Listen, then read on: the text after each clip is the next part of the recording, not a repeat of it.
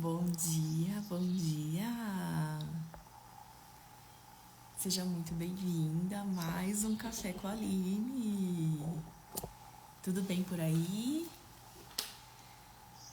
Quartou, 5h49 da manhã, a live deu uma travada agora de manhã, né? Mas seguimos. Hoje eu tenho um assunto muito especial para trazer para vocês. Quem aí já tá com seu cafezinho, ó? Hoje eu quero falar com você sobre quem pode ser uma consultora materno-infantil.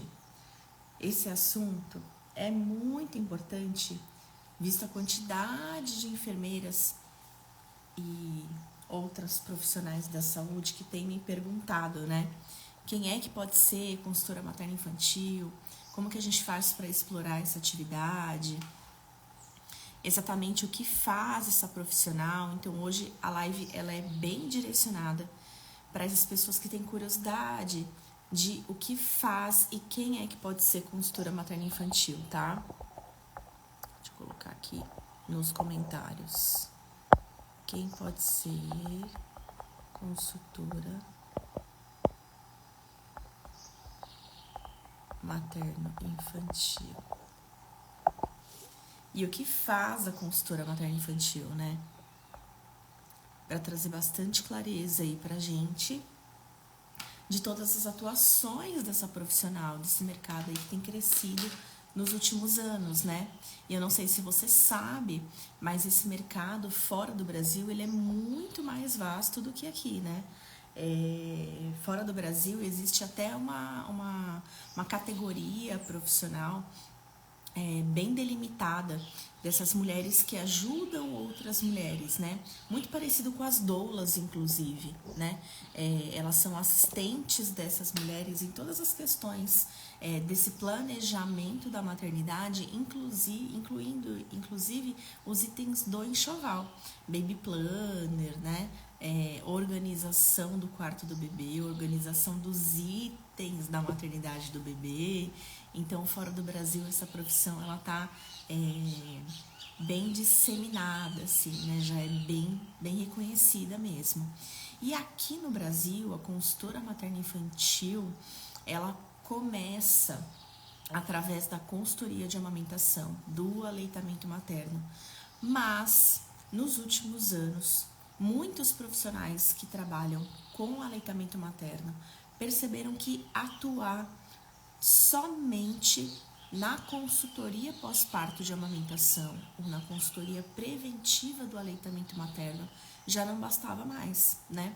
Eu comecei com a consultoria de amamentação e com o furinho de orelha para tentar fazer esse casamento dos públicos, né? E eu percebi que as mulheres que eu fazia os atendimentos, por exemplo, de aleitamento materno, elas queriam mais, elas queriam além. Elas buscavam acalmar as cólicas do bebê, além do que os fatores do aleitamento materno, por exemplo, ofereciam.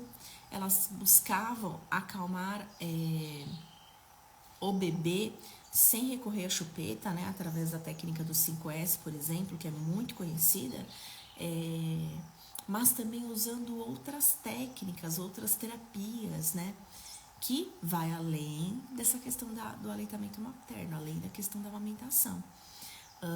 Muitas mulheres buscavam a preventiva da amamentação durante o período gestacional, mas tinham sede de mais conhecimento durante a gravidez, né? Queriam conhecer sobre primeiros socorros. Aline, eu tive um acidente com meu sobrinho quando era pequeno, com engasgamento, né? E eu queria ter mais noção sobre parâmetros de segurança, né? O que eu posso fazer no meu domicílio para ele ser um domicílio mais seguro, algo que não fosse limitado só à quina de mesa, sabe? Ou ao chão não ser tão escorregadio para um bebê cair, enfim, mas algo maior. E aí, com o passar do tempo, as profissionais que trabalham com aleitamento materno foram agregando essas questões que as próprias mães traziam como necessidade para os seus portfólios e ampliando a gama de serviços por conta própria, né? Então eu conheço muitas profissionais que começaram na amamentação, que hoje se denominam consultoras materno-infantil por conta própria, porque não é uma profissão que é regulamentada, uma profissão que existe um código, né, um CBO, né, que é um Código Brasileiro de Ocupação, ou que tem uma formação exclusiva para esse fim, né? Na verdade, isso ainda não existe, porque está agora em ascensão, em crescimento, em construção, na realidade. Então, cada profissional acaba construindo a sua carreira de uma forma muito individual, visto a necessidade aí na sua região, né? Mas é uma batalha difícil, porque você acaba tendo que fazer esse caminho sozinho, a duras penas, né? Construindo essa bagagem sozinha. Então eu aprendi a ser consultora materno-infantil praticamente sozinha, buscando os meus meios, buscando os meus caminhos. A hora do café, porque a hora que você começa, você já, porque você ainda não acordou direito, né? Bora para um café. Enfermeira, nutricionista, fonoaudióloga, é com vocês que eu quero falar hoje. Ai, que delícia, café com leite. Então, essa construção, ela foi vindo. Então, quem pode ser consultora de aleitamento materno, que nos últimos anos passou a fazer esse tipo de construção, né? A consultora de aleitamento materno, gente, ela é uma profissão livre, né? Então, basta que você tenha o ensino médio, você pode ser consultora de aleitamento materno, né? E fazer um curso, óbvio, de aprofundamento. Se você é da área da saúde, né? Você já tem ali um fator que te contribui muito mais. Mas se você não é da área da saúde, você vai fazer um curso de aleitamento materno que tem mais assuntos relacionados à anatomia e fisiologia humana e essas questões hormonais. Não fique nos cursos de amamentação muito rasos. Curso de facilitadora, por exemplo, de amamentação é um curso muito raso, é um curso com pouca carga horária, 8 horas, 10 horas de conteúdo de amamentação não vai te ajudar a enfrentar o campo de batalha, que é contribuir efetivamente na vida das mulheres, tá? Então fica muito atenta com o tipo de profissional que você quer ser. Cursos rasos não vão te ajudar a ser uma profissional de destaque no mercado e de fato fazer você faturar ou contribuir na vida de mulheres da forma como você de fato precisa, de fato você sonha e de fato você quer, né? Ninguém quer ser raso na vida de ninguém. Quando você toca a vida de uma mulher, né, através do aleitamento materno, através da consultoria materno-infantil, todo mundo quer dar o seu melhor, né? A gente sempre deseja construir na vida do outro algo que seja muito bom, algo que seja muito benéfico. Então, cuidado aí com cursos rasos, porque você vai se tornar um profissional raso também, tá? Tenha muita atenção a isso, é um recado que eu te dou fortemente aí com relação às formações que existem por aí, tá bom? E aí, isso vai muito de encontro ao profissional que você quer se tornar, tá? Então, a consultoria de amamentação é um curso livre.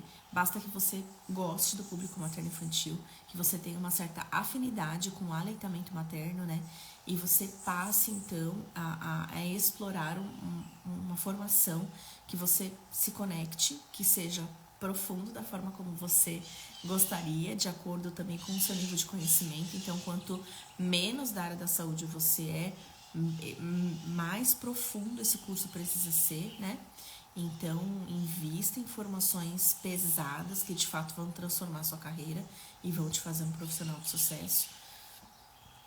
E aí você se entrega de cabeça para esse tipo de transformação, né? Mas se você já for graduada na área da saúde, se você já for enfermeira como eu, por isso que eu falei que eu ia falar com vocês também, né? Fonoaudiólogas, fisioterapeuta, psicóloga, terapeuta ocupacional, assistente social. Nossa, os passarinhos estão cantando horrores aqui, vocês estão ouvindo? Que gracinha. Hoje vai fazer sol. terapeuta ocupacional, nutricionista, fisioterapeuta, enfim, gente, educador, físico, qualquer outro profissional pode se tornar um consultor de amamentação. Basta que você tenha interesse, basta que você tenha afinidade com esse público, tá? E para se tornar uma consultora materno-infantil, tenha em mente que o conteúdo mais pesado dessa formação é o aleitamento materno. Tudo que envolve a consultoria materno-infantil sempre vai ter algo relacionado à amamentação. A grande diferença entre uma formação que te ensina sobre aleitamento materno e te ensina sobre uma consultoria materno-infantil é que a consultoria materno-infantil é um conteúdo muito mais profundo do que uma consultoria de amamentação, de que te ensina somente a amamentação. Então, a consultoria materno-infantil, ela é mais atualizada, ela é mais profunda, ela é mais atualizada, ela é mais 2024.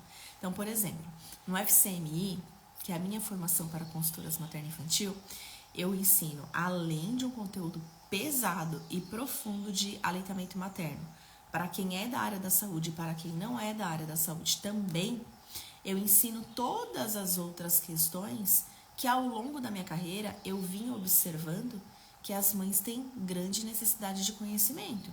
Então eu construí um portfólio de curso de primeiros socorros para as gestantes, que vai muito além de bater a cabeça na quina da mesa. Então febre, queda, convulsão, queimadura e uma série de temas que as mães têm necessidade de aprender durante a gestação. Um portfólio bem amplo também sobre cuidados básicos e não tão básicos com o recém-nascido.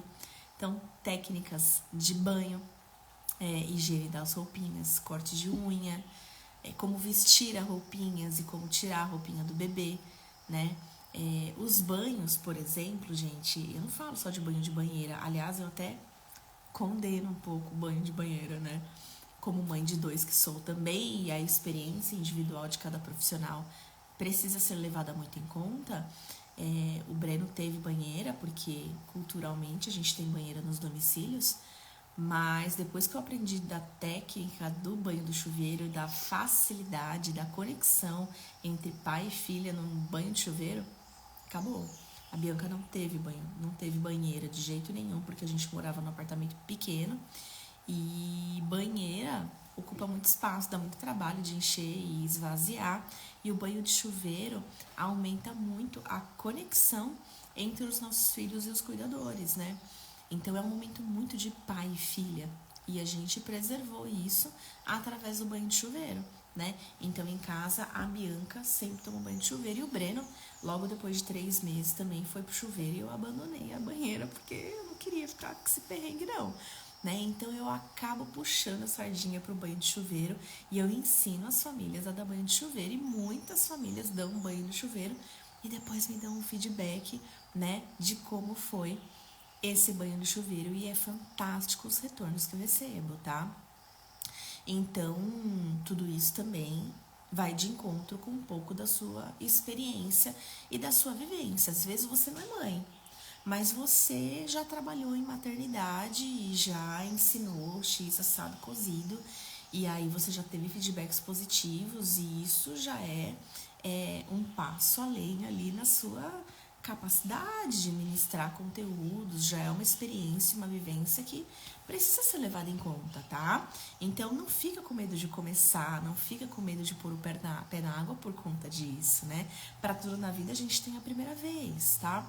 Então, por exemplo, sobre as cólicas, tá? Vou falar um pouquinho aqui do que faz também uma consultora materno-infantil, dentro da minha formação, porque é aquilo que eu falei, existem N formações que você pode buscar sozinha e criar a sua formação como consultora materno-infantil, né? Higiene natural. A técnica da higiene natural é uma técnica, gente, fantástica, que fala muito sobre o sistema digestório do bebê imaturo que ele tem ali nos primeiros meses de vida, em que a anatomia do bebê nos primeiros dias de vida, ela precisa ter um certo grau de preservação para facilitar a liberação de fezes e de gases, né? E que às vezes, com um simples toque no abdômen ou com uma mudança na anatomia das pernas do bebê, os cuidadores podem facilitar a liberação das fezes e dos gases de uma forma absurda.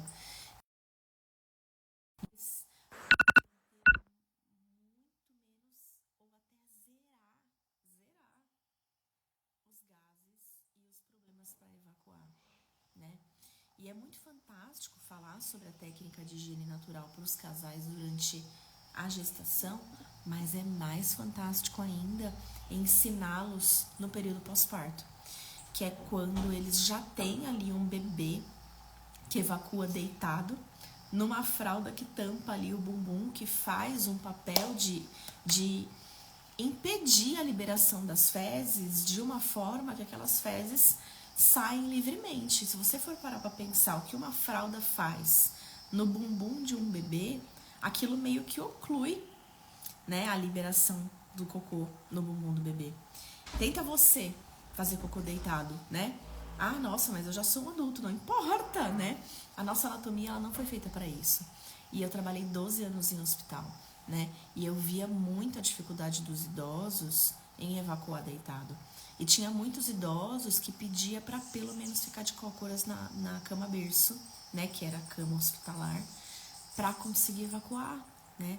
Idosos que não tinham alguma questão ali de mobilidade, que não podia sair da cama, enfim. E aí, às vezes, a gente pedia ajuda de alguém, da família, mas o hospital público, às vezes, não tem nem familiar para nos ajudar com relação a isso. E, às vezes, na equipe do dia, a gente não tem homens para poder ajudar a mobilizar esse paciente, que às vezes é pesado. E, às vezes, numa equipe de assistência de enfermagem hospitalar, a gente só tem mulher, né? Mulher, às vezes, com alguma questão na perna, alguma dor no ombro, que não consegue mobilizar esse paciente. Gente, assistência de enfermagem hospitalar não é fácil, né? Mas aprender sobre higiene natural me despertou muito a atenção para essa questão anatômica, essa questão fisiológica de como funciona o nosso corpo. E para o bebê que acabou de nascer, lá dentro da barriga materna, ele já fica com as pernas flertidas, ele já fica com as perninhas sempre mais elevadas, né? E por que aqui a gente acha que ele tem que evacuar deitado, né? Então, ensinar sobre as famílias sobre a higiene natural é muito interessante. A técnica da Chantala, a mesma coisa. A Chantala, que é a massagem com as mãos, que a gente pode ali fazer no bebê. E veja, tudo isso não tem nada a ver com o aleitamento materno, né? Mas é uma busca das famílias em relaxar esse bebê, em aumentar a imunidade, né? Em facilitar a adaptação extrauterina, porque tudo para o bebê é um extremo desafio, nascer é desafiador para o bebê, né? E a massagem Chantala, ela tem esse poder também, aumentar a conexão entre o bebê e os cuidadores, aumentar a imunidade do bebê através dos acupontos. Então, o que são os acupontos, né? Para quem tem um pouquinho de noção de acupuntura, né? Ao redor do nosso corpo, a gente tem várias terminações, várias regiões, vários pontinhos de acupuntura que tem o poder de melhorar ali alguns desequilíbrios. Nossa, Aline, mas o bebê já nasce com desequilíbrio? A questão é que o nascer para o bebê é desafiador, né?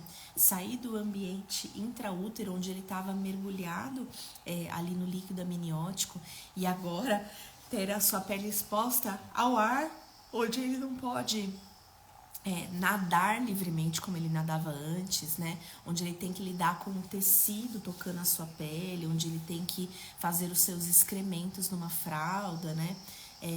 Respirar, que dentro do útero ele não fazia. Então, todas essas transformações, ele tem que chorar, ele tem que comer, né? Tudo isso é muito irritativo para o bebê. E a irritação libera cortisol. E o cortisol provoca transformações no corpo do bebê. Sim, provoca desarmonias no corpo do bebê. Não que isso seja um problema de saúde, que a família tem que buscar auxílio urgentemente, não. mas a massagem Chantala, ela promove esse reequilíbrio quando feito de forma adequada, quando ensinado para a família, e essa família precisa estar assistida, né? E eu insisto em dizer isso para a família, porque hoje você pode assistir vídeo de Chantala ali, no YouTube, por exemplo, né? Vídeos rápidos e aprender a fazer Chantala no seu neném. A questão é que quando você apela para esse tipo de conhecimento, a família, ela não vai ter para quem pedir, tirar as dúvidas com relação a como foi o comportamento do bebê depois, né? Porque sim, o bebê, ele pode não gostar, ele pode não querer, existe todo um passo a passo de como começar a Chantala, né? Então, no dia 1 você começa de um jeito, no dia 2 você faz de outro jeito, no dia 3 você faz de outro jeito, a depender do próprio comportamento do bebê, né? Então, existe todo um passo a passo para isso, em que ter um acompanhamento de um profissional é fundamental. Não é só pôr a mão no bebê, pegar um olhinho de coco ali e fazer. Isso é fácil. Isso qualquer videozinho ensina. A questão é o pós, é o comportamento do bebê que vem depois, é a resposta do bebê, né? E ter alguém com quem contar não tem preço, né? É isso que valida que você está no caminho certo, né? E isso é tanto para a mãe que está prestando essa massagem no bebê, quanto para você profissional, né? Você também pode buscar uma formação aí simples, rasa, que não te dá suporte nenhum do pós-curso. Agora, a diferença de você fazer uma atualização nesse assunto com alguém que te dá um suporte ali de 2 meses, 3 meses, 1 ano de suporte, tirando todas as suas dúvidas. Ai, olha, mas a mãe resolveu botar uma gota de óleo de maracujá no óleo de massagem do bebê. Pode? Não, não pode. Óleo de massagem de maracujá é contraindicado para bebês menores de 1 ano, né? Então, ter alguém para você ir tirando as suas dúvidas que surgem ao longo do caminho é uma coisa que não tem preço, né? Então, tudo isso precisa ser construído, tanto para você que está estudando, está explorando essa área da consultoria materno-infantil para chamar de sua área de atuação, quanto para a mãe que está gestando, ou que vai gestar, ou que está com o bebê nos braços ali, para dar valor para a atuação da consultora materno-infantil. Então, toda essa orquestra de como funciona o trabalho da consultora materno-infantil, você pode usar das suas redes sociais para trabalhar sobre todos esses assuntos, né? Para trabalhar como funciona a sua atuação, esse pós-atendimento, esse feedback, esse acolhimento, esse tirar dúvidas, quantos dias elas podem tirar as dúvidas com você, né? Exatamente o que você faz. Então, as redes sociais, elas têm um poder muito grande, assim, né, para impactar as pessoas que você deseja, que naturalmente são as gestantes. Então, veja, né, eu falei aqui um pouco mais apenas, não falei tudo, inclusive, mas falei um pouco mais sobre a atuação da consultora materno-infantil, e você pode perceber que vai muito além do papel da consultora de amamentação. E tudo isso contribui para o aleitamento materno também. A Aline contribui? Claro que contribui. Um bebê mais calmo, um bebê mais tranquilo, uma família se conectando melhor ali com o seu filho. A gente não precisa ir muito além. Falar para a família sobre esterogestação, por exemplo, que o choro do bebê é um meio de comunicação, que todo bebê chora, que é natural ele se comportar assim, né? Especialmente nos 3 primeiros meses de vida. E que não é porque ele chora que o leite da mãe é fraco, você já contribui para o aleitamento materno, né? E de verdade, todas as formações que eu fiz, da mais barata para a mais cara em consultoria de amamentação, eu não aprendi sobre esterogestação. Eu não aprendi. O que me ensinou sobre esterogestação foi a faculdade de enfermagem, numa especialização em obstetrícia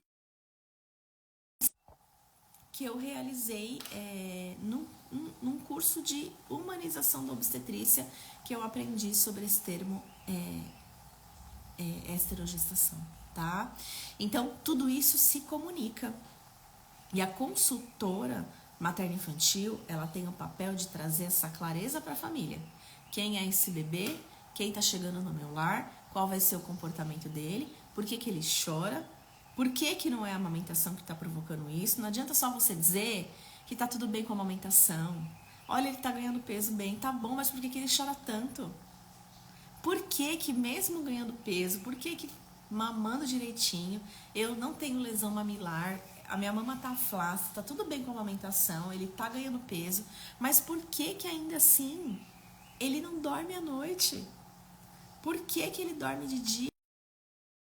Aprender a dormir com ele de dia, né? Por que que ele não pode dormir a noite toda junto comigo, junto com a minha família? Então, você tem que ter toda uma bagagem de estudo e conhecimento para trazer essa clareza para a família e dizer para ela, é por isso, por isso, por isso, acalma o seu coração, ó. Vou te mandar aqui um texto para você ler para contribuir com o seu conhecimento, né? E aí você manda para aquela família, para ela também aprofundar o seu conhecimento, para ancorar tudo o que você está dizendo com relação àquele assunto, entende? É muito importante você ter textos ali de alguns profissionais, de alguns pediatras.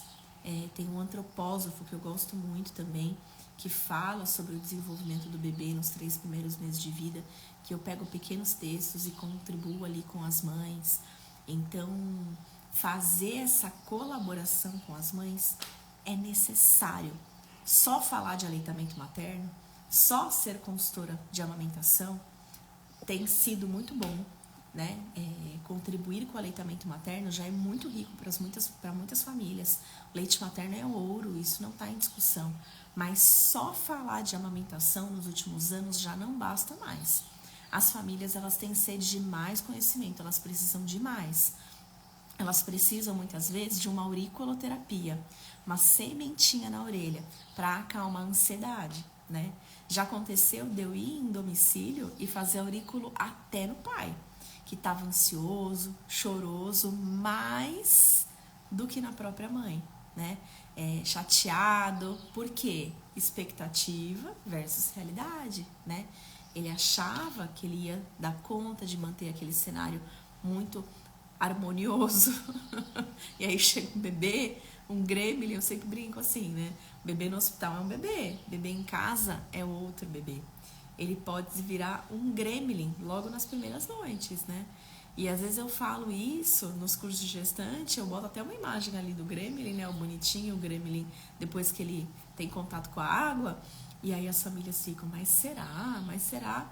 É isso que vai acontecer, né? E eu gosto de pintar o pior cenário, porque às vezes se não acontece, eles estão no lucro. Mas muitas vezes acontece.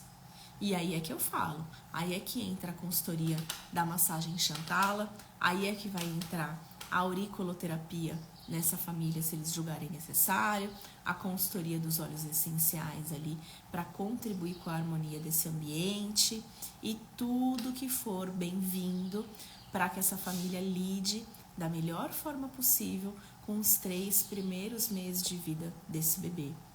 E com o primeiro ano de vida também, com as tabelinhas ali do salto do desenvolvimento, dos picos de crescimento e tudo mais que for necessário, né, para contribuir com o aleitamento materno e com todas as fases de adaptação desse bebê e dessa família com esse nascimento, né?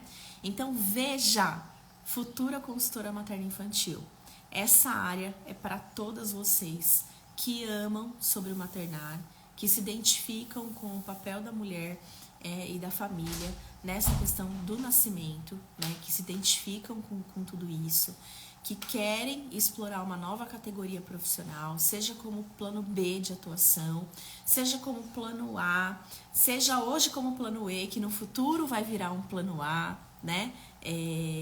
Mas que você pode sim triplicar a sua renda da hora trabalhada atuando na consultoria materno-infantil, que é um desenho novo, um desenho mais atualizado do atendimento da amamentação, mas de uma forma bem ampla, da forma como as famílias buscam em 2024 e daqui para frente vai ser só assim.